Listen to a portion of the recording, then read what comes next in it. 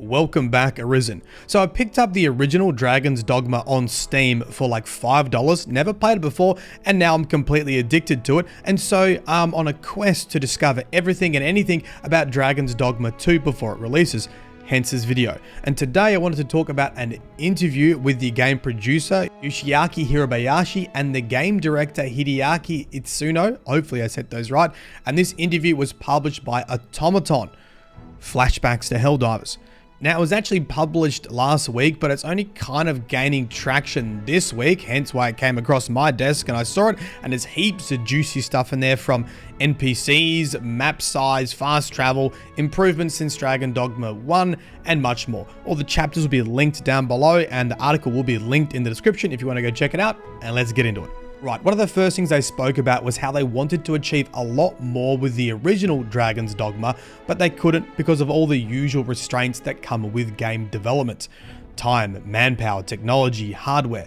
But they took a lot of that feedback to heart and they really wanted to improve on this with the sequel with Dragon's Dogma 2, and they gave examples.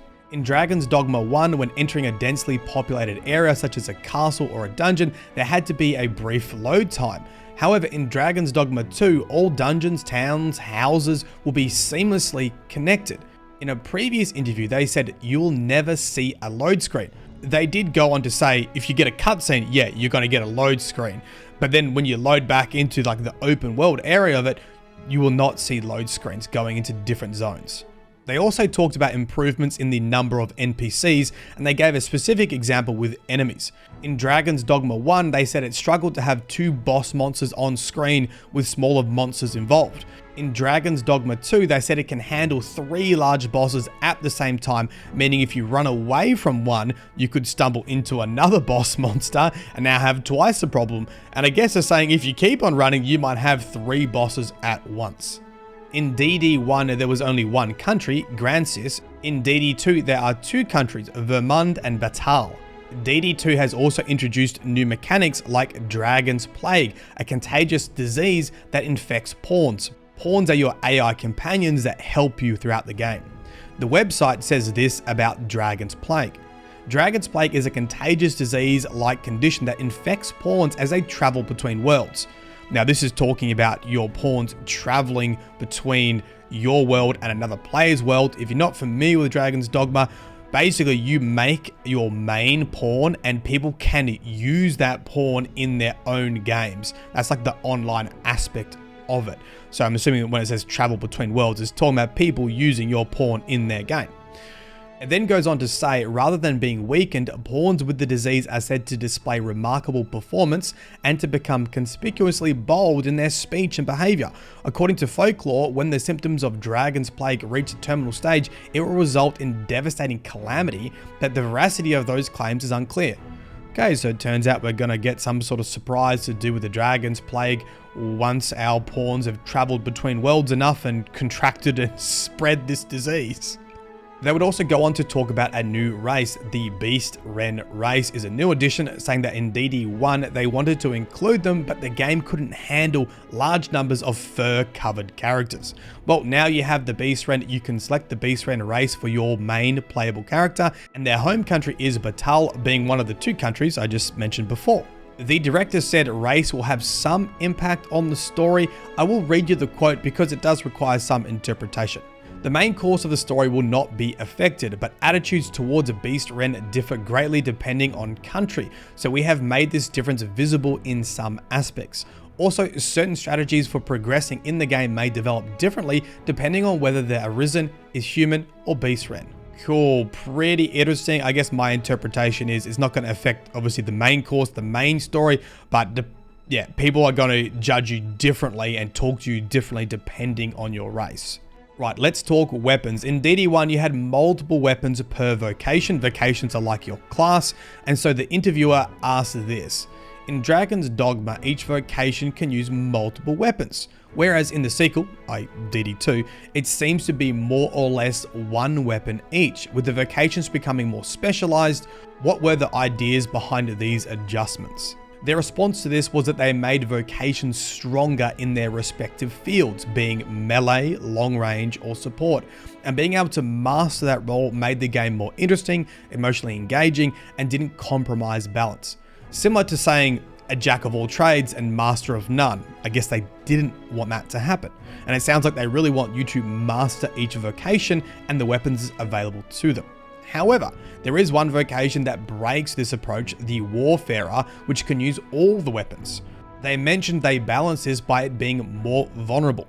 I believe this is a reference to the lower stats of the Warfarer and that you have to work a bit harder to be on par with a specific vocation. I'll need to do a lot more digging, and there are plenty of videos going over the Warfarer to better explain this. The interviewer also asked about multiplayer. They asked if they would consider multiplayer options for Dragon's Dogma 2. And the reason they asked this question, and actually had the same question, is because of the Trickster vocation, which can only be played by the main character, and it is a support character. So it's quite literally doing a playthrough where your pawns, your AI allies do all the work and you sit back and you play a support role, which is interesting. I definitely would not do it on my first playthrough because I want to be in the thick of it doing stuff.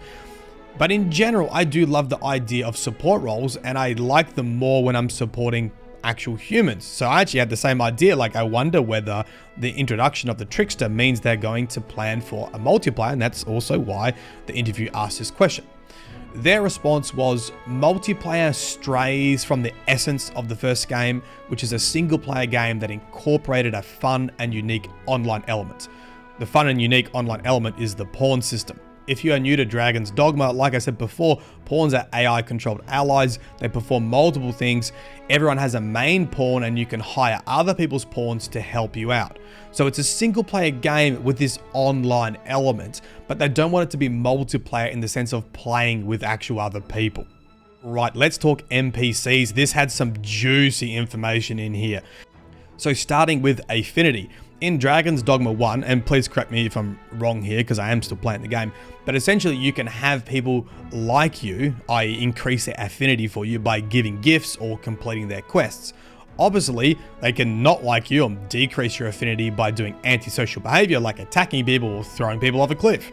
This impacts how NPCs interact with you, and it may impact the quality of items available from merchants. And I think there are a bunch of other things that can happen too. So anyway, they asked, hey, there's affinity in DD1, or what's happening in DD2? This is what the director said. There will be a lot of it, and it will be even more pronounced. It's almost the entire reason why we made the game open world. There will be many events that don't occur depending on affinity, and relationships between NPCs will also be important. For example, you raise your affinity with the parent of a child, your affinity with the child will increase as well. On the other hand, NPCs can also fall out with each other. We've powered up the affinity feature a lot and sneaked in a lot of things. Laughs. Sounds super cool. Adding even more immersion to NPCs is that NPCs can die. And they said that the main reason for this is they wanted to create a fantasy world simulator. A world without death results in people being irresponsible and apathetic to their own actions. The possibility of death makes things meaningful, makes you scared, makes you careful, and also encourages the process of trial and error, i.e. replaying a section if you did not get the outcome you wanted. You better believe I'll be saving a lot in this game. So you can kill NPCs in Dragon's Dogma 2. We're not just talking about pawns here, we're talking about other people, other NPCs. But there is a resurrection item called a Wake Stone. My understanding is that DD1 had Wake Stones, and to craft them you had to use Wake Stone shards. You had to collect shards to make a Wake Stone. Now there is also another tweet that added some more information about Wake Stones and resurrecting NPCs. The tweet reads, NPCs no longer respawn in Dragon's Dogma 2. If an NPC dies, they go to the morgue. While they're in the morgue, you can wake stone them back to life, but they only stay there for a few days before being buried. At that point, the NPC is gone for the rest of the game. So even though there is a way to resurrect NPCs, there does appear to be a consequence for taking people out. You can resurrect them, but they're only going to stick around for a couple days before they're buried and they're gone. And the thing is, it's possible to be a bit clumsy and unintentionally kill NPCs. Like, for example, if you're trying to escape a monster and you lead it into a city. Right, they also spoke about the map, saying it was 4 times the size of the previous one. Even though they haven't quite measured it, it could be much larger. But the main thing is, they said it's not just the size, but the density. Stuff happens organically all the time. If you watch any of the previews over the last week from all the major sort of games and media outlets, you'll see people talking about this. They were trying to do this one quest, and then this happened, and then a kid got lost, then a griffin attacked, and then a ghost came out of the ground. You'll see that there's a lot of things happening all the time as you go between point A and point B. And they really drove home the point that they wanted it to be an experience-driven game. And along those lines of thinking, they talked about mounts, or specifically they talked about horses, but I assume it applies to mounts in general, saying that you won't get a horse to traverse the map.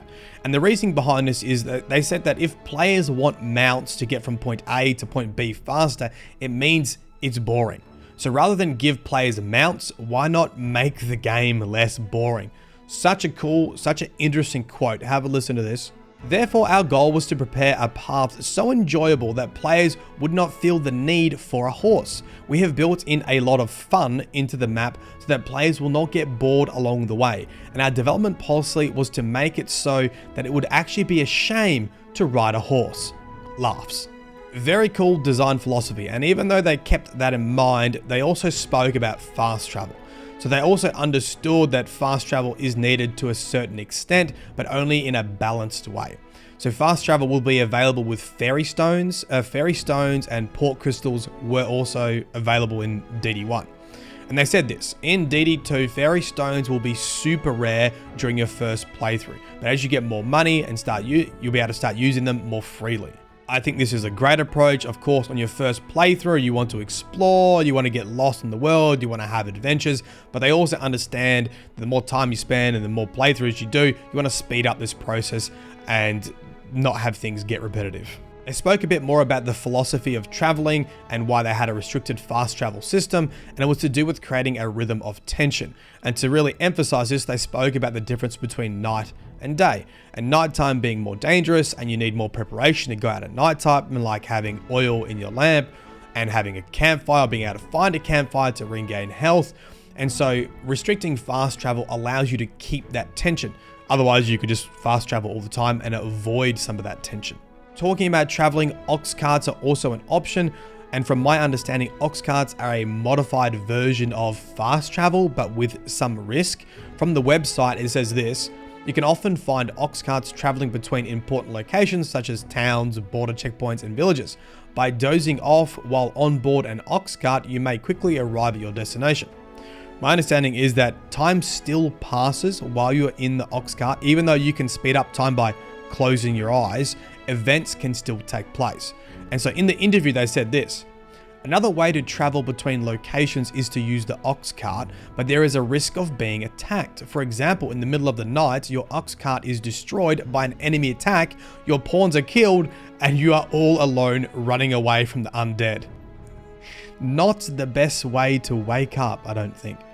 During the interview, they also made comment on the difficulty level, and there was a really interesting way that they answered this question when they got asked, do you expect players to have to do a lot of trial and error? I do this section, I die, nah, I didn't like that outcome, like reload, try again.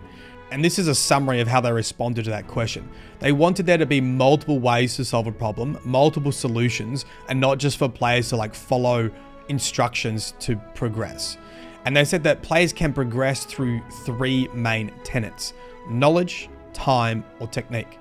And this was explained as in high level knowledge pawns, i.e. your team. Now, there's very specific things that come with knowledge in the game in DD1, in DD2, in regards to pawns. But I think the simplistic explanation of that is having the right team for the encounter with the right knowledge, not just levels. Then time, which relates to preparation with collecting items and leveling up. So you can either spend more time getting ready for an encounter, or technique. And this is quite literally get good, perfect your vocation, perfect your skills, perfect your execution in that encounter, which is really cool. These are the 3 things that if you get stuck, you should focus on: knowledge, your team; time, get better preparation; or technique, get good. And they ended the interview by saying they just want people to have an adventure. And this game seems like it has an incredible amount of potential to make a lot of memorable moments. Consequences for actions, NPCs dying, organically occurring events, a dense open world, and from what we've seen so far, it is well on track to giving everyone a great adventure. And with that, that ends this Dragon's Dogma 2 news coverage. If you enjoyed your time here and you want to support the channel and cannot think of a comment, you can leave the word Dragon's Dogma 2. As usual, it's been a pleasure. This is Myelin Games. Peace.